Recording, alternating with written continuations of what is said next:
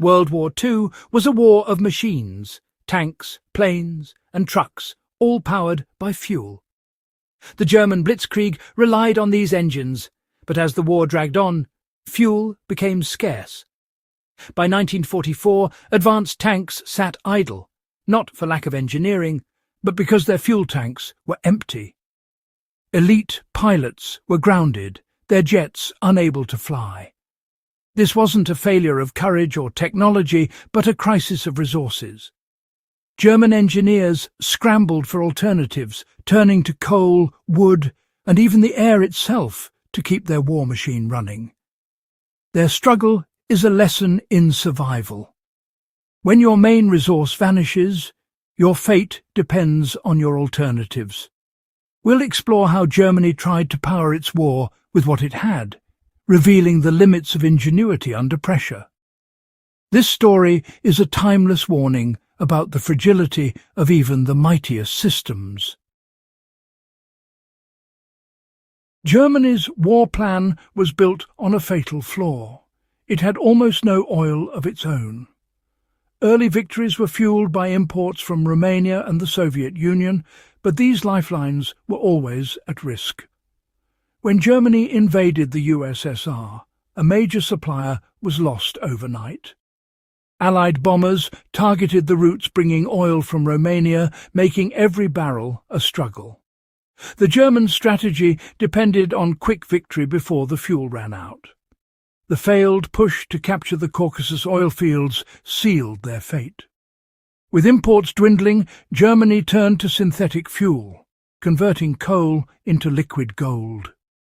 These plants became the heart of the war effort, but also a single point of failure. The Allies soon realized this vulnerability. The stage was set for a battle over fuel that would decide the war. As oil vanished, German roads filled with vehicles sporting odd metal contraptions, wood gas generators. Known as Holzgas, these devices turned wood or charcoal into a combustible gas to power engines. Suddenly, forests became fuel depots and drivers became fire tenders. The system kept essential services running, mail, food and medicine deliveries, when petrol was reserved for the military. The government promoted Holzgas, and by war's end, 500,000 vehicles ran on wood gas. But the drawbacks were severe. Engines lost up to half their power, vehicles became sluggish, and the process was labour-intensive. Starting a trip meant stoking a fire and planning for wood stops. Holzgas was a clever stopgap, but it couldn't match the demands of modern warfare. It kept the home front moving, but the battlefield needed something far more powerful. The limits of wood power were about to become painfully clear. On the battlefield, speed and power are everything, qualities Holzgas couldn't deliver.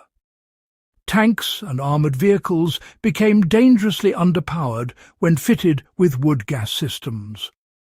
Supplying an army with wood was a logistical nightmare, requiring convoys of trucks just to keep engines running. The generators were bulky, vulnerable and slow to start, fatal flaws in combat. Some rear-line vehicles and training tanks used Holzgas, but it was never viable for front-line units. The experiment proved a harsh truth. An alternative is only useful if it meets the demands of the job. Wood could power an engine, but not a modern army. The attempt highlighted the gap between what's possible and what's effective. Germany's engineers could make a truck run on wood, but not win a war with it. The war machine was cracking under the strain of resource starvation. Desperation forced Germany to look for even more radical solutions. With oil gone and wood failing, German engineers eyed coal, abundant but tricky. Some tried to run engines on finely powdered coal dust, hoping to bypass the need for liquid fuel. The idea was bold tanks fueled by sacks of coal dust, free from vulnerable supply lines. But the technology was fraught with problems. Coal dust is abrasive, hard to ignite, and destroys engines quickly. Experimental engines worked in labs but wore out in hours on the field. The logistics of grinding, drying and delivering coal dust to the front were overwhelming. The coal dust engine remained a fascinating failure, a dead end in the search for a miracle fuel. Even the best engineering couldn't overcome the basic limits of physics and practicality. The dream of coal-powered tanks faded, leaving Germany with one last hope: synthetic fuel. The fate of the war would hinge on this technological marvel and its fatal flaw. Germany's true lifeline was its synthetic fuel industry, turning coal into petrol, diesel and aviation fuel. Pioneered by German chemists, these massive plants were engineering wonders, producing high-quality fuel that kept tanks rolling and planes flying. By 1944, synthetic fuel made up over half of Germany's supply, and nearly all its aviation gasoline. The process was resource-hungry, requiring vast amounts of coal, water and electricity. But the plants were huge, stationary and impossible to hide. Their concentration made them perfect targets for Allied bombers. The very technology that sustained Germany's war effort also created its greatest vulnerability. When the Allies realized this, the synthetic fuel plants became the bullseye of the bombing campaign.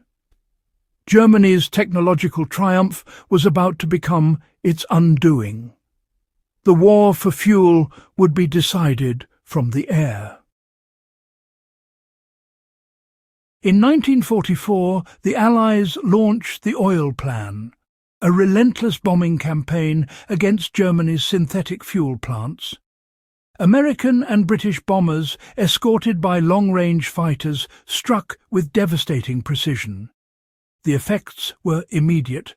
Production plummeted, and the German war machine began to seize up. The Germans raced to repair the plants, but the bombers always returned, inflicting more damage than could be fixed. By autumn, fuel output was a fraction of what it had been.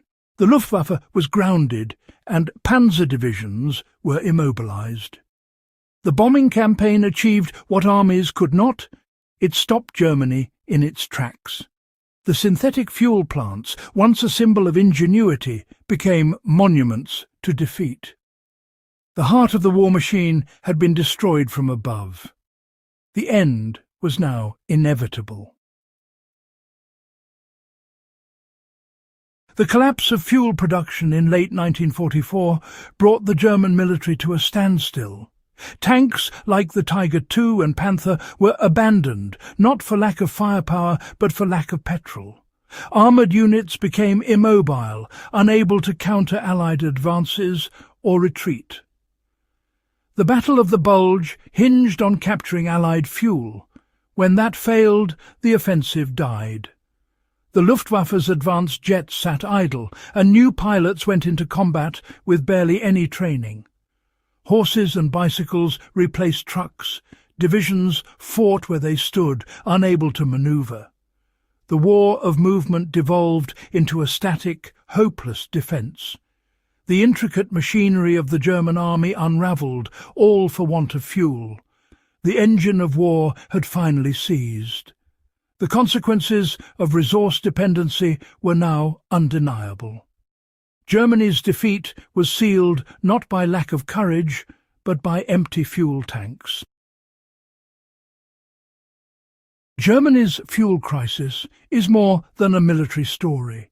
It's a lesson in the limits of technology and the power of resources. Even the most advanced machines are useless without the energy to run them. Germany's shift from imported oil to synthetic fuel worked, until it didn't. When that system failed, they fell back on wood gas and coal dust, solutions that couldn't meet the demands of modern war. Each step down the ladder meant less capability, until the system collapsed. Our own world is even more complex and dependent on fragile supply chains. The German experience warns us, no system is invincible, and every plan needs a backup. True resilience means investing in diverse, robust alternatives before crisis hits. The abandoned tanks of 1945 remind us that survival depends on more than ingenuity. It depends on having a viable plan B. The lesson is clear. Adapt before you're forced to, or risk grinding to a halt.